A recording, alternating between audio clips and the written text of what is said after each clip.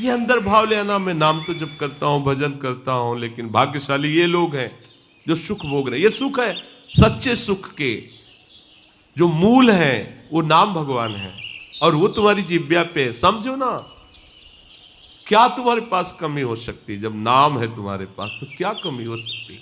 लेकिन हम उनको चाहते, हमें अच्छा खाने को मिले, अच्छा पहनने को मिले, अच्छी परिस्थिति, अभी वर्तमान में अनुकूलता, चार लोग प्रणाम करें, ये नाम का चमत्कार। ये कोई चमत्कार नहीं है। ये तो साधारण सुकृत से कोई पदाधिकारी बन जाता है तो बड़े बड़े उसको सल्यूट मारते हैं, हाथ जोड़ते हैं, बड़ी बड़ी व्यवस्था पीछे दौड़ रही। ये कोई खास बात है? ये स्वप्न है, सुकृतों के कारण थोड़े दिनों का स्वप्न है। इसके बाद अरे जो देवराजेंद्र के पद पर बैठा हुआ है वो भूखा अजगर बना हुआ पड़ा हुआ है जंगल में। जब महाराज युधिष्ठिर को फांसा तब वह प्रश्न उत्तर में पता चला महाराज नहुस हैं। क्या समझते हो देवराजेंद्र का वैभव? अरे एक किसी राज्य का पदाधिकारी हो तो देखो, गाड़ियों की लाइन पीछे आगे पीछे सब फोर्स दौड़ रहा। देवराजेंद्र जिनकी आज्ञा पर अग्नि देवता, पवन देवता, बड़े बड़े महाबलशाली चलते हैं, वो अजगर बना पड़ा हुआ है। ये कोई भजन का फल है? भजन का फल है कोई फल फूल की चाह न रह जाए। राधा राधा राधा, चाह मिट गई, निरंतर नाम चल रहा, इससे बड़ा कोई लाभ नहीं। चाहे जितने जन्म लग जाए, अब तो हमें ऐसी स्थिति प्राप्त करनी, हमें स्थिति की तरफ ध्यान देना है।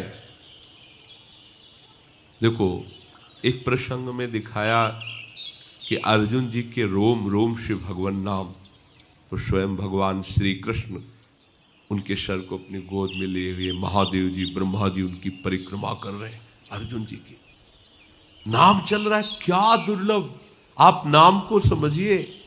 अरे देखो प्रिया जो नाम जप रही, लाल जो नाम जप रहे, परस्पर प्रेम का स्वरूप, कितना नाम महामहिम है कि प्रिया लाल। और हम वो नाम गुरुदेव ने दिया, उसको बहुत हल्के से ले रहे हैं, और जबकि नाम सुकृत धन अपनी जीवन ही, उन्होंने अपना जीवन दे दिया। अब हम सोच रहे राधा राधा कहने से हमें क्या मिला? अरे तेरे ऐसे भाग्य कहां थे कि तू राधा बोल पाता। ये तो वृंदावन की कृपा, रसिकों की कृपा, लाडली लाल की कृपा कि राधा बोल पा, यही सबसे बड़ा लाभ है। ये राधा तो हरि भी बोल रहे ना, हरि और हमारे बोलने में अंतर हो रहा है। हमें प्रीति नहीं, हमें महत्व नहीं, उनका जीवन है राधा। राधा नाम जीवन है, वही जीवन हमारा हो जाए। जैसे हरि को प्यारा है राधा नाम, वैसे मुझे प्यारा हो जाए, यही हमारी सिद्धि है। हमारा महत्व बन जाए कि राधा, अब हमें क्या चाहिए? हमारे पास तो राधा नाम है, हरि नाम है। साधक के मन में ऐसा महत्व, ऐसा भाव नहीं आ पाता। देखो अभी आप कितने स्वतंत्र हो गए, कितना आपके झंझटे मिट गए। जो प्रभु कर रहे हो वही आप कर रहे हो। जब लालजू की कोई बात होती है ना, तो प्रियाजू का रोम रोम पुलकित हो जाता है। प्रीतम की बात कोई भी, जब प्रियाजू की बात होती है तो लालजू को ऐसा लगता है कि शास्त्रों कानों से मैं अपनी प्यारी जू का नाम, प्यारी जू का रूप, प्यारी जू की महिमा। इसीलिए प्रायः रसिक जनों ने प्रिया रूप का वर्णन बहुत अधिक किया है, क्योंकि प्रभु आसक्त रहते हैं रसिकों को, क्योंकि प्रियाजू के अपनी गुण को सुनने में लालजू को कम अच्छा लगता है। जब प्रियाजू की कोई महिमा करता है तो एकदम ये, और हमको क्या करने को मिल रहा है? दोनों के रूप का गुणगान, दोनों के आप देखो तो आपको मिला क्या है? अब बोले इसका फल क्या मिलेगा? बुद्धि मारी गई। अरे फल का फल तो तुम्हें वर्तमान में मिल रहा है। तुम्हें कितना बड़ा सौभाग्य मिला है कि तुम्हें संसारी पुरुषों की बातें नहीं करने का, संसारी पुरुषों की चाटुकारिता करने का नहीं, तुम्हें प्रभु की बातें करने का अवसर मिला है, प्रभु के नाम जपने का अवसर। ये आप समझ नहीं पा रहे, इस कृपा को आप आदर नहीं दे पा रहे। जो भगवत चर्चा है, भगवान नाम है, ये आपको महाफल मिल चुका है। बस इसमें रति होनी है, इसमें महत्व होना, ऐसा महत्व हो जाए कि फिर और कुछ नहीं चाहिए। यही हमारे हृदय में महत्व भी पैदा कर देगा। पर ये मांग तो बंद करो ना कि राधा नाम का फल हो, कि हमके अमुक वस्तु मिल जाए, अमुक। ये कितनी घटिया बात है। अरे आप उनके आश्रित हो तो भरण पोषण करना उनकी जिम्मेवारी है, आपकी जिम्मेवारी नहीं। कैसे वो व्यवस्था करते हैं आप वो खुद देखो। वो गरीब आदमी है क्या कि हमारे लिए उनको किसी से सहयोग मांगना पड़ेगा? अरे भाई, ये जैसे पलक झपका, इसको कहा निमेष, इतने में अनंत ब्रह्मांडों की रचना हो गई। न सीमेंट की जरूरत पड़ी है, न मिस्त्री की जरूरत पड़ी, न लेबर की जरूरत पड़ी है। वो मालिक हमारे अगर हमको ऐसी गरीबी से या कष्ट से रख रहे, मांगने की जरूरत नहीं, क्योंकि हमको वो कुछ प्रदान करना चाहते हैं, स्थिति प्रदान करना चाहते हैं। इसीलिए चाहे जैसी परिस्थिति, सुखद या दुखद, महलों में रखे या झोपड़ी में बास दे, हमें इससे कोई मतलब, हम तो उनके आश्रित हैं। हमारा वर्तमान का समय भजनमय और उस भजन का फल केवल भजन। इस सिद्धांत को समझ लो, झंझट खत्म हो जाएगी। आपने इतने दिन हो गए, अभी कोई लाभ, क्या लाभ चाहते हो? इससे बड़ा कोई लाभ है जो आपको मिला है? आप देखो, इसी में रति हो गई तो उसे सिद्ध पुरुष कहते हैं। इसी में गाढ़ भाव हो गया तो उसी लीला में प्रवेश हो जाओगे। समझो, इसका महत्व आपके हृदय में आना चाहिए। जो आपको मंत्र मिला है, जो नाम मिला है, जो उपासना मिली, जो धाम मिला है, जो कृपा मिली, इससे बढ़कर कुछ नहीं। आपके हृदय में ये जब बात बैठ जाएगी तो नाच पड़ोगे। कल एकदम चिंतन आ रहा था शाम के एकांत में, हरिराम व्यास जी कहते, हो मन वृंदावन को श्वान, वृंदावन का कुत्ता। क्या महापुरुषों ने वृंदावन में देखा, कह रहे हो मन वृंदावन को। प्रबोधानंद जी कह रहे कि मुझे नाली का कीड़ा, और तुम्हें मनुष्य बना के रख रहे, तुम उनकी कृपा के लिए रो नहीं रहे हो कि कितनी अपार कृपा हम पर है कि बड़े बड़े महापुरुष कह रहे हैं मुझे नाली का कीड़ा बना करके रख लो इस वृंदावन धाम में, पर बाहर मत करना। कुत्ता बना दो पर बाहर मत करना। आपको मनुष्य बनाया तो भी आप उन पर भ्रकुटी तान रहे हो कि हम इतने दिनों से आपके धाम में वास कर रहे हैं, जबकि वो कृपा करके खुद वास करा रहे हैं। हम इतने दिनों से नाम जप कर रहे हैं, जबकि वो कृपा करके नाम के रूप में तुम्हारी जिह्वा पे स्फुरित हो रहे हैं, और तुम उन्हीं को भ्रकुटी दिखा रहे हो, तान रहे हो कि क्या मिला? इतने दिन से सब कुछ छोड़ करके वृंदावन वास करे, नाम जप, मुझे मिला क्या? आप उन्हीं प्रभु के ऊपर भ्रकुटी तान रहे हो जो वात्सल्य समुद्र कृपा करते जा रहे हो। आप कृपा का अनादर करते जा रहे हैं। जिस महामहिम धाम में आपको वास दिया, तुम्हारी कहीं भाग्य रेखा में कहीं नहीं है। जचवा लो किसी, वो जो ज्योतिष करने वाले, उनसे जचवा लो, कुंडली बनवा के देख लो, कहीं नहीं लिखा होगा कि तुम धाम वास करोगे। ये तो महारानी जी की मंद मंद वो कृपा भीनी दृष्टि का परिणाम है कि हमें वृंदावन धाम मिल गया है। अब महत्व क्यों नहीं हो रहा? बस महत्व हो जाए, यही तो सिद्धावस्था है। आप समझो, सिद्धावस्था का मतलब क्या है? धाम में महत्व, नाम में महत्व, रूप में महत्व, लीला में महत्व, खत्म, सब खत्म। महत्व हो जाए, अभी सिद्ध हो गए। और भी तो सब बोलते हैं भगवत नाम, पर जब प्रेमी महापुरुष राधा, अगर कोई राधा बोल रहा है ना, देखो ना, ये सिद्ध महापुरुष के वचन है, जो हरिवंश को नाम सुनावे तन मन प्राण तासु बलिया। श्री हरिवंश, अच्छा, तो उनको इतना आनंद मिला कि वो कह रहे तन मन प्राण, मैं न्यौछावर करता हूं उसके ऊपर अपना शरीर, अपना मन, अपना प्राण। जिसने एक बार हरिवंश नाम सुना है, क्या हुआ? हरिवंश नाम की सिद्धि हो गई। अब वो महत्व को समझे, जो हरिवंश को नाम सुनावे तन मन प्राण तासु बलिया। गोस्वामी जी, तुलसी जाके मुख से धोखे निकसत राम। क्यों? क्योंकि अब राम नाम का स्वरूप उनके हृदय में प्रकाश है। बोले ताके पग की पग तलियो मोरे तन को, वो इतना महान पावन हो गया। हुआ क्या? नाम का रस मिल गया, नाम में महत्व हो गया। भाई समझो, हमें और कुछ नहीं चाहना, नाम इतना प्राण प्यारा लगे, इतना महत्व नाम में हो जाए कि नाम चल रहा है, बस यही बड़ी बात है।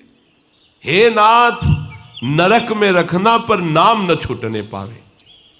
ये जो अपने संध्या के समय विनय में गाते हैं, इस तो बिसरी हो ना बिसारी हो, बस यही सबसे बड़ी बात है।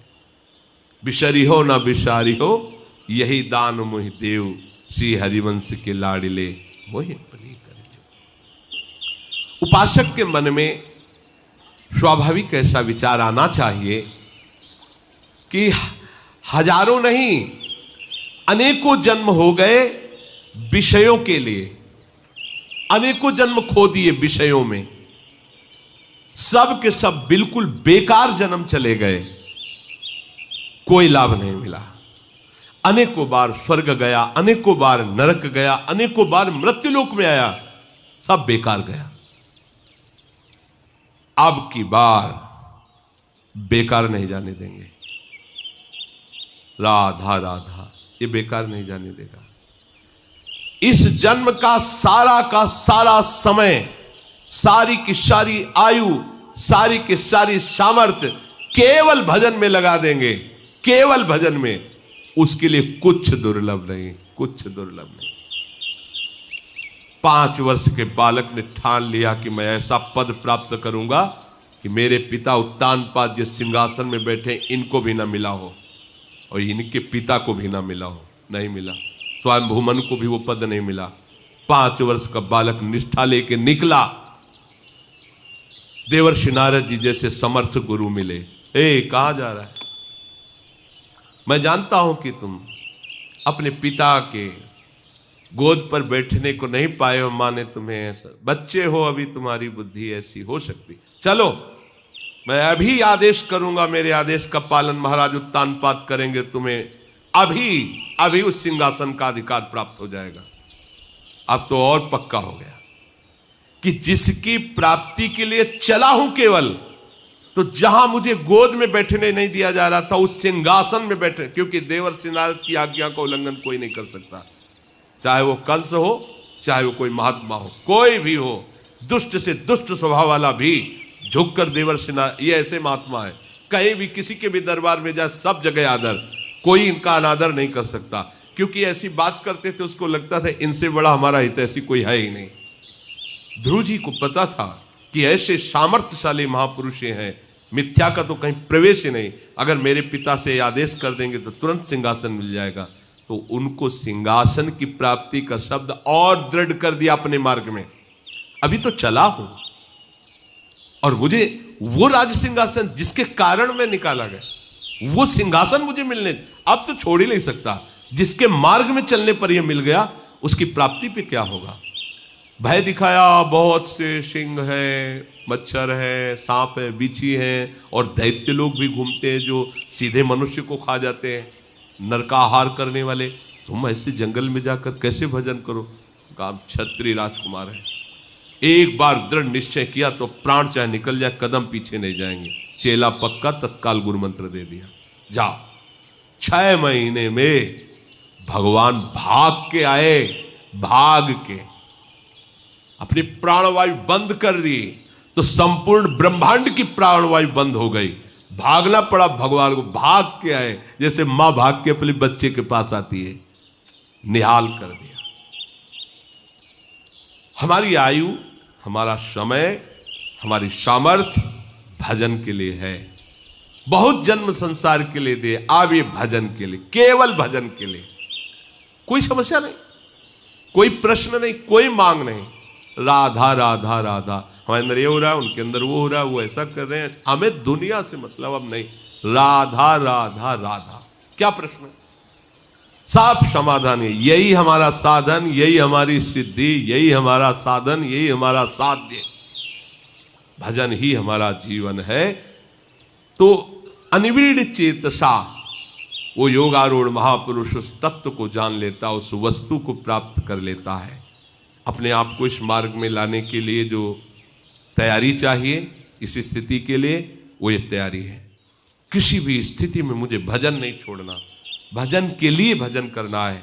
मेरी गति क्या होगी इस पर छोड़ दो, मेरी परिस्थिति क्या है इसको भी छोड़ दो, मेरा निर्वाह कैसे होगा इसको भी छोड़ दो, पता नहीं मैं चल पाऊं कि ना चल पाऊं ये भी छोड़ दो। वो बहुत समर्थ है, पकड़ करके ले चलेंगे आपको। अभी इन सब बातों का चिंतन न करके राधा राधा चिंतन करना है, नाम चिंतन करना है, मंत्र चिंतन करना है, अपने आराध्य देव के जस में डूबना है, उनकी सेवा में डूबना है। ये वर्तमान का समय ही हमारी सिद्धि है। साधक करते करते जब इसमें अनुराग को प्राप्त हो जाता है, उसे सिद्ध कहते हैं।